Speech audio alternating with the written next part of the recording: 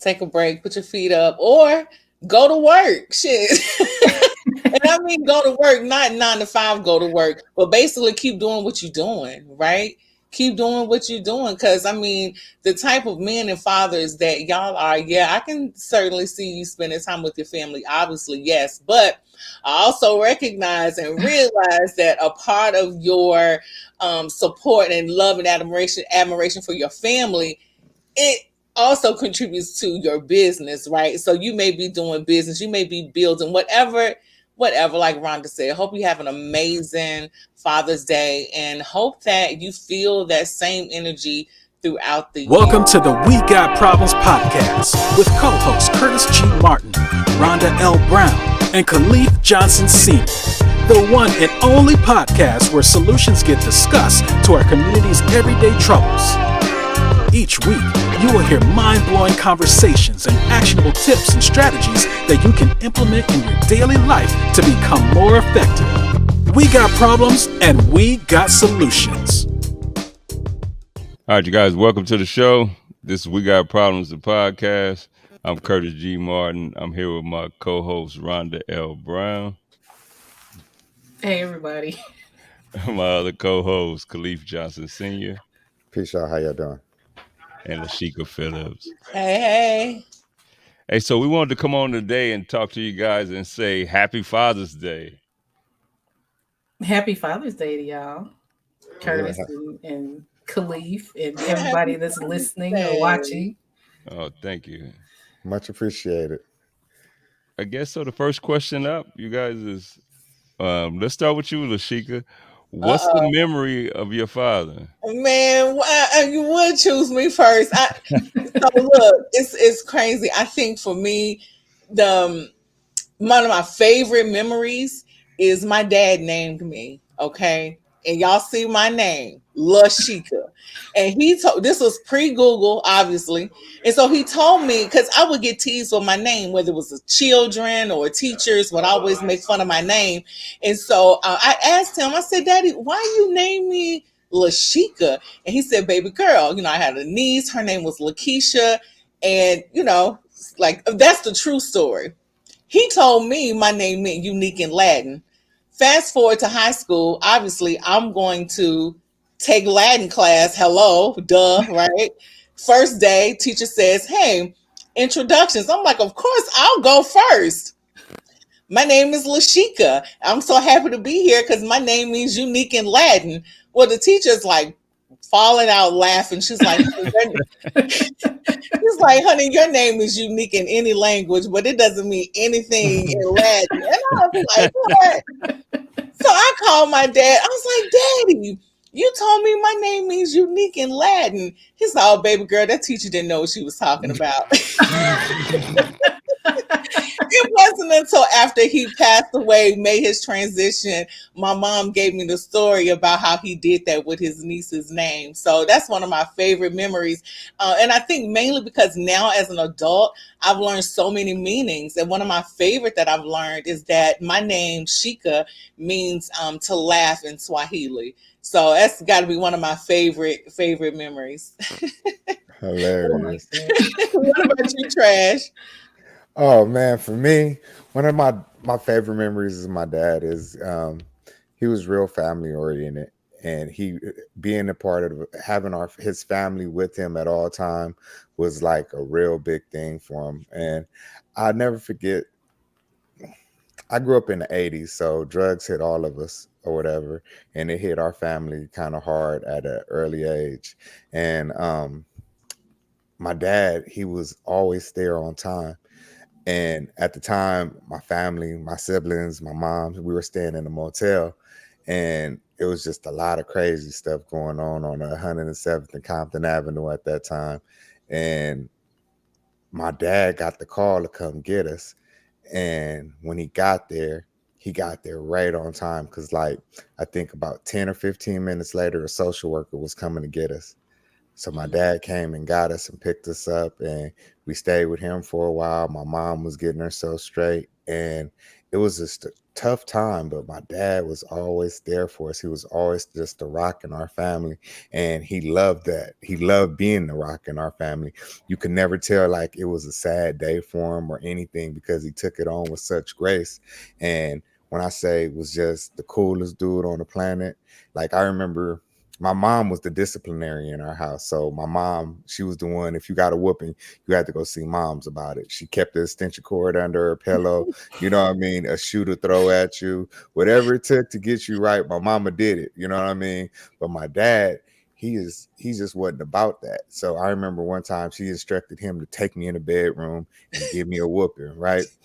He was like, he closed the door. He was like, now when I hit this pillow, you better sound off every time, right? So he hit the pillow, whack, oh, whack, oh, and then he told me to go in the bathroom, get a couple drops, have the tears running down No. my face, and then go out there and don't do that shit no more. I'm like, yes, sir. Yes, sir. Wait a minute. Did your mom ever know what happened? Did y'all ever tell her like later on? Who's telling on who? We don't do no self snitching. We'll never tell the truth on that story. My mama, if she watching the podcast now, she know now. But to this day, we don't do no snitching. Those are stories you take to the grave with you. You know what I mean? You don't She never owe get you a credit for that. whooping. Yeah, she. You Oh, owe yeah. him one. Hey, I got whoopings for stuff that I should have did. You know what I mean? She was like stuff that she didn't catch me doing. She'll walk by, you be in the refrigerator or something, getting something out with no shirt on in the house. She'll walk by, open palm, and smack you on the back, like, boy, I love you. Like you fall to your knees, but like, what did I do? What did I do? Nothing. I love you. Just letting you know I love you. So yeah, that mom did all the kicking of the butt, and my dad did all the loving and the picking up. He was the good guy. Mom always played the bad guy in the roles in the house, and that's just kind of how we rock. My dad was a real cool dude. He loved making his root beer, homemade root beer. Love that homemade ice cream. He just had a real knack for just being family oriented. And I think that was the part that I took away from all the time. He just loved having his family around. He loved having us around. He loved the energy that we brought in the house. And he was just the coolest dude on the planet. So that's just one of the coolest memories I can remember about Pops. What about you, Rhonda? So I don't have a whole lot of good memories, but one thing that comes up, he used to take, well, let me rewind a little bit. So he was a musician, he was a drummer, and he had a band. So he used to take us to listen to him practice. And I remember sitting on the, sometimes it'd be in somebody's garage or whatever, but we would always go to McDonald's before that. But I remember sitting there like in the garage, hot because we was in Memphis, just hot, having to listen to them play the same stuff over and over and over and over again. But now that I'm older, it's like, dang, I'm like, I wish I would have appreciated it more Mhm. then, you know? Because I mean it was good music, but when you're a kid, you don't want to sit in a hot garage and listen to some old people play music all day. Well, and the same song over and over, right? Right. It was like, oh yeah, start like, no, don't start over. I'm ready to go. Yeah, y'all got it already. That was a good one. Exactly. How about What you, about you, Curtis? Kurt? For me, it's kind of on the lines of trash, like that family time. My pops, he used to hang with his friends, drink his beer, whatever he did. But we used to go to park every Saturday, and sometimes we went to different parks depending on who was throwing it.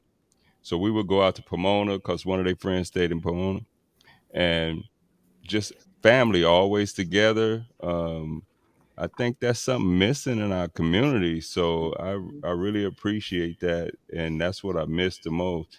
I don't have a lot of memories of him teaching me a lot of stuff, but one thing he did try to teach me was auto mechanics, because he was a damn good auto mechanic.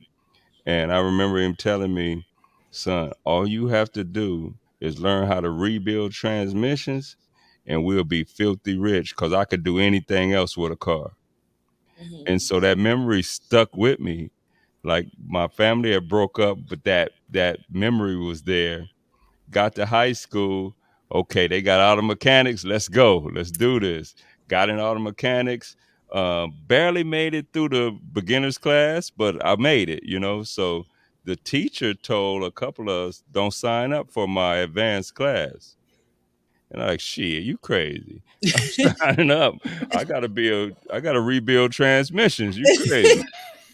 So I signed up for the class, and he didn't only tell me and this brother, he told a few other people, but it just seemed like he told only the black guys, right? But we as soon as we get in there, since it was about 8 of us that he told not to sign up, there was a test the first day, right? And we bombed the test. Next day it was a test. And he did his job. We didn't show back up. We didn't drop the class. We played basketball, for a semester. and Wow. and to me, I still remember that because my pops wanted me to do something and I didn't get it done. And I ain't blaming the teacher, I ain't blaming pops, I blame me because I could have still got it done with the information that I know now, right? So, but anyway, Mhm. that's my fondest memory. Hmm. Okay. What's the best advice your father gave you, Chica? Uh, I think I think it would have to be maybe like indirect advice, right? Like just from watching him, I would say the biggest advice he showed me indirectly is family is key. I just remember how he treated his parents, his sisters, his brother, how they treated him, how he loved my mom dearly. Just family is so important, and do what you can to always be there with your family for your family. I think that's got to be the best advice he gave me. Yeah, yeah. What about you, Curtis? For me, I remember doing my thing in the streets, and I was going over his house for something, and I pull up, and I had like stuff in the car that could implement that I was either selling drugs and drinking or using drugs and drinking. Just paraphernalia, pretty much. And he was like, you know you shouldn't have that stuff in the car with you. And I'm like, what stuff? And I'm looking around. I see a bottle of Remy Top. I see a cup that was empty, right, like just on the floor. A little plastic baggie, it was on the floor. And he was like, that's not good to have that stuff in the car. Even though it was something small, I took it to heart because they could have easily planted something on me, or they could have said I'd done something because I had evidence there. So I thought that was pretty cool, even though it was some advice you shouldn't be giving an 18-year-old, 17-year-old, right? Like I should have known better than that. But yeah, that was some good advice.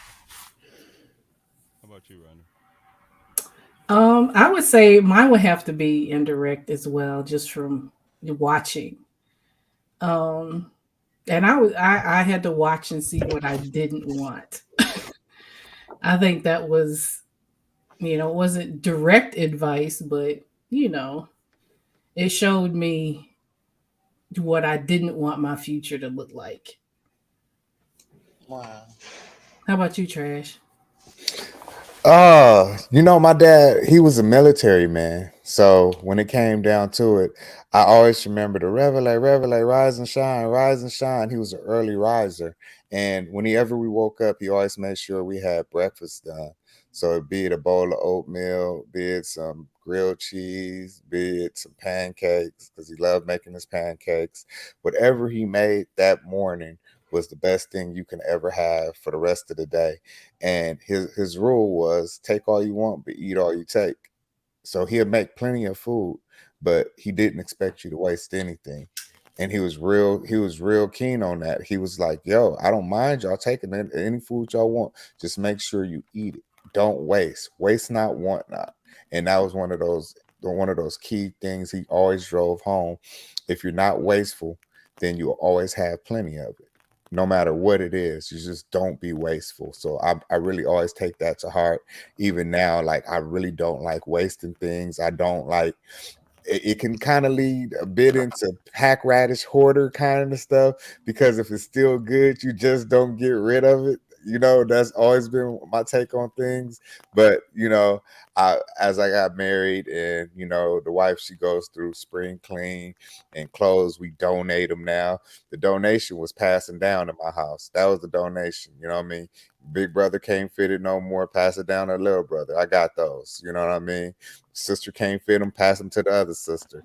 That was donation in the house when we were growing up, and we use them until they were throwawayable. You know what I mean? You had to throw them away. The church didn't want them. The Goodyear didn't want them. After we got done, it was a wrap. They had seen its lifespan of clothing. It had been mended. You got the needle and thread out. We didn't do everything we're gonna do to make these go a little bit farther. Now it's time to go ahead and dispose of them. So I think that was probably one of the biggest lessons Pops ever passed down to me. Waste not, want not. So what about? Oh, that was everybody. Yeah. Okay. I know So, with everything. Oh, go ahead, Rhonda. oh, I was just going to say, what are some unique challenges that Black fathers face, and how can we support them? Hmm. It's a lot of challenges, right? What are you thinking, Curtis? No, just you're right. It's a whole lot of them. I mean, I think that there are so many, right? Because I think about Black fathers, and um, are we, and we meaning, I'm saying the community as a collective, right? Are we doing the best job to make sure that we are actively or proactively including them in, whether it's academic stuff, stuff at school? Because if you go to, I guess, any public elementary school in the United States, and you were to just peek into their PTA, most of those PTAs are designed for, don't get me wrong, they're designed for the moms, and most likely they're designed for stay at home moms, right? Moms who aren't necessarily working a 9 to 5. And the reason that I say that is because most of the meetings are during the day, right? When some parents are at work. I just think that that is a challenge that some Black fathers are facing, right? I think that schools can do a better job with making opportunities more inclusive for them, not just a daddy daughter dance, right? Like schools will show up and do that once a year, but it's got to be more than that, I Okay. think. I'll tune in on this one because I am a part of our PTA. And our PTA, when I got to my kids' elementary school, we had a very unique program in there. And it was not just the regular PTA that was hosted by the mothers and everything, but we had a side PTA that was strictly for our fathers. And the way we had it set up was every Thursday, we'll meet up at Buffalo Wild Wings and we'll watch the game and we'll talk about our kids a little bit. And what that morphed into was the Watchdogs program. We had a father who came in, he was the officer, and he was like, yo, this would be a good program. And this program has been going on for 10 years at our elementary school. So it was just all the fathers that basically come together and play a part. And of course, I was one of the first melanated fathers that came along and was a part of it because at the time I had time on my hands. So I volunteered. I made that something that I was accustomed to, that you're going to see a melanated father up here who represented us in the proper way. And then on top of that, like it wasn't nothing in our community that I wasn't willing to do to help our babies out. Because at the end of the day, we are all we have. And if we don't show up and we don't start showing our kids how it's supposed to look, they'll never have a clue on what it's going to take to do it. And the way the system is set up, I live in California. The systems in the court aren't set up for fathers. Hands down, the courts are designed so the mothers can get them as far out of their life and they give them more benefits from having them out their life as far as they can get the father. They can't have welfare if the father stays in the house. The father can't have a driver's license if he owes child support. It's just so many different laws that are set up to attack the father here. And then they are quick to give the mother's rights, even if the mother is unfit to have the rights.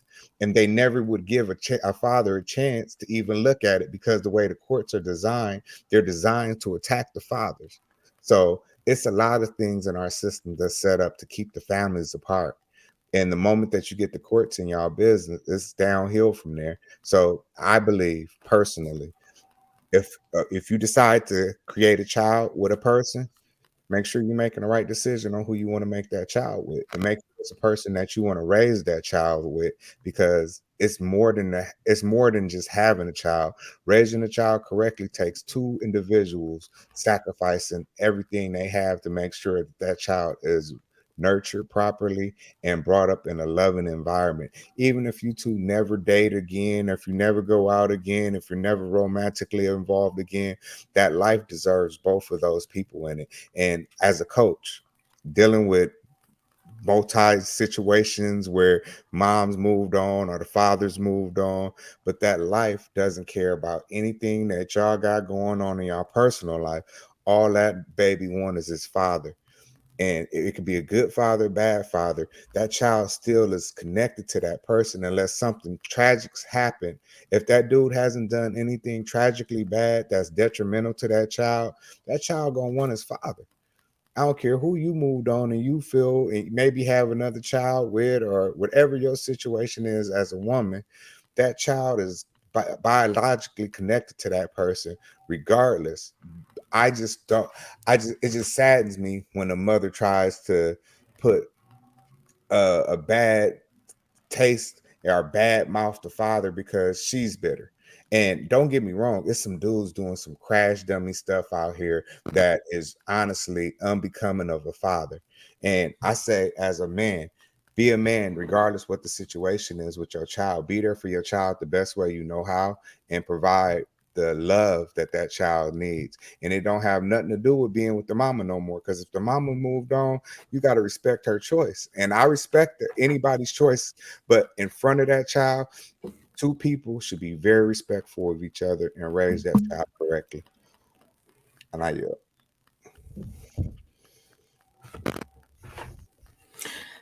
So for me, I think, I think it definitely has to be more fathers' rights. Like, because there is a lot of states, there's a lot of states that are known to be women's states where no matter what the father does, no matter what the woman does, she could be a criminal and she's still going to have custody of that child as long as the child does not go to the father. Yeah, I think California, like Cherish is saying, I think California is one of those. Hmm. notorious for it here. It's Hmm. very notorious for it here. And once you start seeing it in action, I can only speak about what I firsthand experienced. I got one of my closest buddies. Him and his wife decided that it wasn't going to work between them two. And when I say a good father, he worked his 9 to 5. He got off his 9 to 5. His primary focus was taking his kids out, teaching, like Kurt said, be a mechanic. He's real handy with a wrench, teaching his kids how to get under a bike, teaching his kid this, teaching his kid that. And the moment that the mother decided she wanted to move on, now he's a terrible person Mm. to her. And that relationship started going south, and he did everything he could. He fought in court, he lawyered up, he did everything he was supposed to do. And she drug her feet and drug it out as long as she could. And at the end of the day, the only two people who were injured in that whole situation The was kids. the kids. Hey, one Yeah. of the unique challenges for me is the prison. I mean, the preschool to prison pipeline, right? Like, Yeah. Hmm. how do we keep fathers out of jail? How do we Mm. keep them a steady income? If we can fix those two issues, I think we can keep fathers in the household, because men genuinely want to take care of their families. They want to take care of their kids. I think what end up happening is they're willing to do anything, and then they end up going to jail, because it's easy to sell weed. It's easy to sell dope because it's people that want it.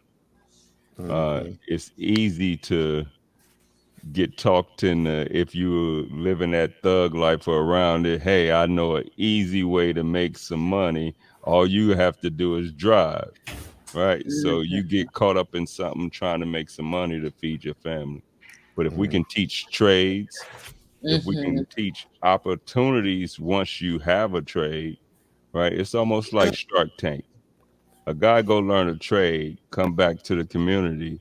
We should be pooling money together to start a business, and everybody should support those business. So it comes down to all the stuff we talk about as entrepreneurs. Share um, your knowledge with each other, support each other's businesses, and then figure out ways not to go to jail, right? Everything on always partying and having fun. It's about learning something and then use that knowledge to make money for your family. So I think if we do that, um, we can have more fathers in the home. Hmm. Wow. Definitely. Yeah.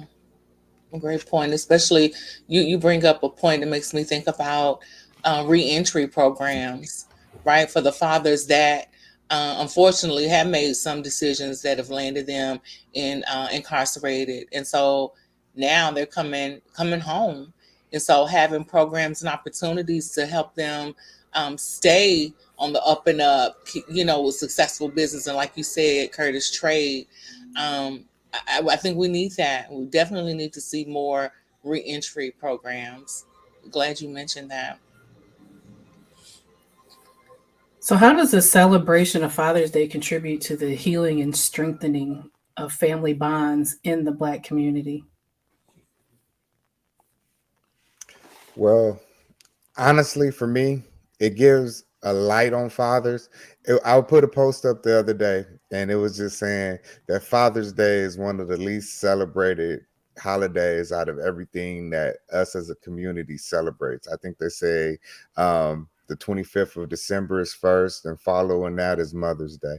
So it's just like Father's Day falls way down to like 15th or 16th on the list or something like that. It's just one of those holidays where you really don't, you see everybody on the corner with roses for the mothers and flowers and balloons, and they want candy, and can't find a place to go out to eat on Mother's Day because every place is booked solid because everyone wants to celebrate mom. And don't get me wrong, our queens deserve it. If you're a good mother and you actually done your role as taking care of your kids, I'm 1000% in supporting the day that we gonna put aside for the moms, because I want my kids to definitely celebrate their mom. I drove down to San Diego just to go see my mama for a few minutes, put my arms around her, tell her I love her, give her a couple gifts and her roses, and I'm back. It wasn't no hour hangout, take her a meal from her favorite spot, just because I love my mom like that, because I know how much she did for me coming up. Mama make miracles on every Thanksgiving, but my father, it's just paying homage to the king that stood in front of our family and took all the blows for us. And we never knew how bad it was into this world until we got out there and we had to have our own family. I didn't know how consistent them bills was gonna come.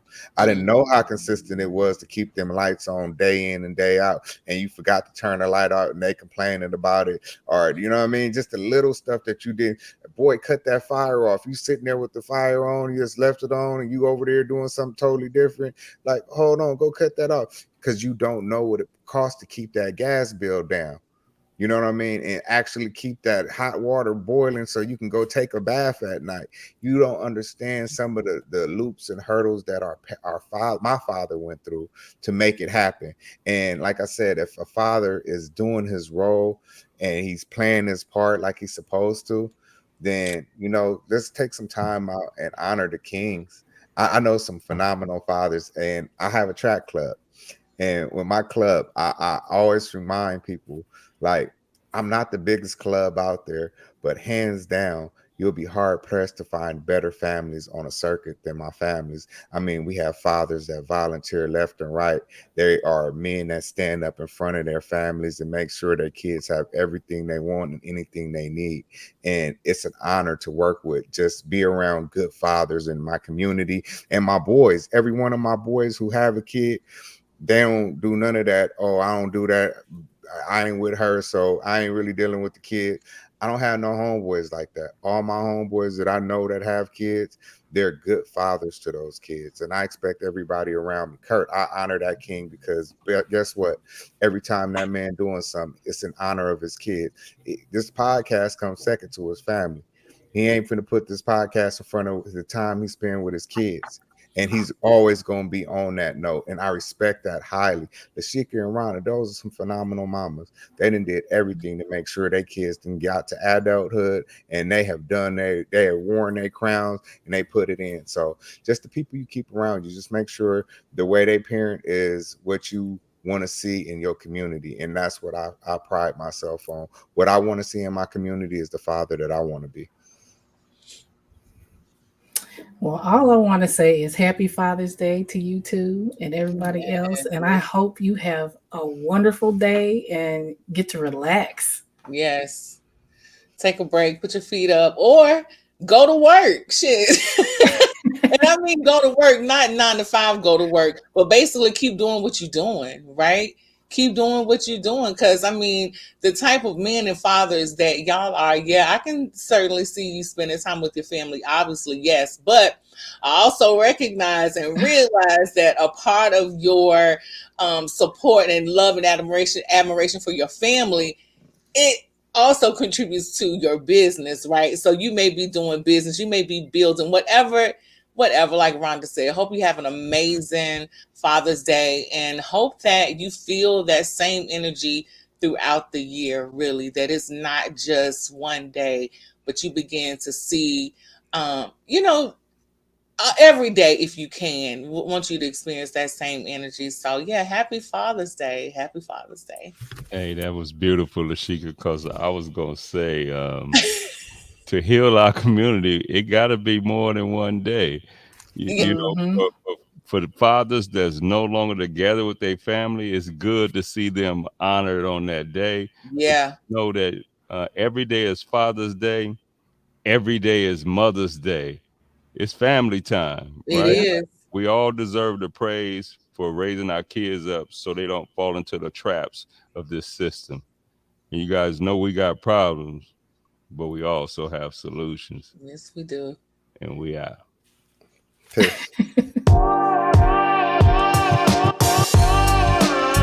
From the team at CRC Empire, we want to thank you for listening.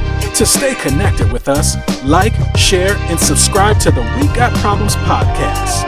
You can find us on social media platforms at Curtis Martin 247, at Rhonda Wrights Official, and at the_trash_vegan_. We got problems and we got solutions.